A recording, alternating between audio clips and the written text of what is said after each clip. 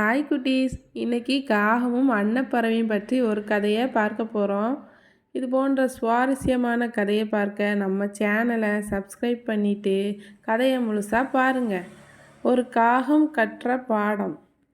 ஒரு பெரிய காட்டின் நடுவில் ஒரு ஆற்றங்கரையில் ஒரு கருப்பு காகம் வாழ்ந்து வந்தது. அந்த காகம் எப்போதும் தன்னை பார்த்து, நான் எவ்வளவு கருப்பாக இருக்கிறேன், மற்ற பறவைகளைப் போல அழகாக இல்லையே என்று மனதில் வருந்தி கொண்டிருந்தது. ஒரு நாள் அது ஆற்றங்கரைக்கு வந்தபோது பளபளவென்று வெள்ளையாக அழகாக தோன்றும் அன்னப்பறவை நீரில் மிதந்து கொண்டிருப்பதை பார்த்தது.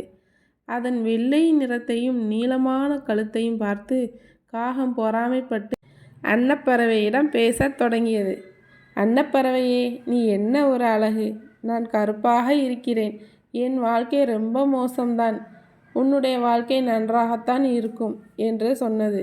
அதை கேட்ட அன்னப்பறவை மெதுவாக சிரித்து கொண்டே சொன்னது, நீ நினைப்பது போல இல்லை காகமே. நான் வெள்ளையாக இருக்கிறேன் என்பதால் எல்லோரும் என்னை அழகாக பார்ப்பார்கள். ஆனால் யாரும் எனக்கு உணவு தருவதில்லை. உன்னுடைய கருப்பு நிறத்திற்காகவே உனக்கு மக்கள் சோறு தானியம் தருகிறார்கள். எனக்கு தோன்றுகிறது உன்னுடைய வாழ்க்கையே நன்றாக இருக்கிறது என்று. அன்னப்பறவையின் வார்த்தைகள் காகத்துக்கு ஒரு அதிர்ச்சியாக இருந்தது. ஆஹா, நான் தான் எப்போதும் என்னை குறை சொல்லி கொண்டிருந்தேன். ஆனால் அன்னப்பறவைக்கும் பிரச்சனை இருக்கிறது என்று காகம் சிந்தித்தது. அதன் பிறகு காகம் தன் கருப்பு நிறத்தையும் தன் வாழ்க்கையையும் நேசிக்க ஆரம்பித்தது. தினமும் மக்கள் வீசும் உணவை சாப்பிட்டு மகிழ்ச்சியாக வாழ்ந்தது.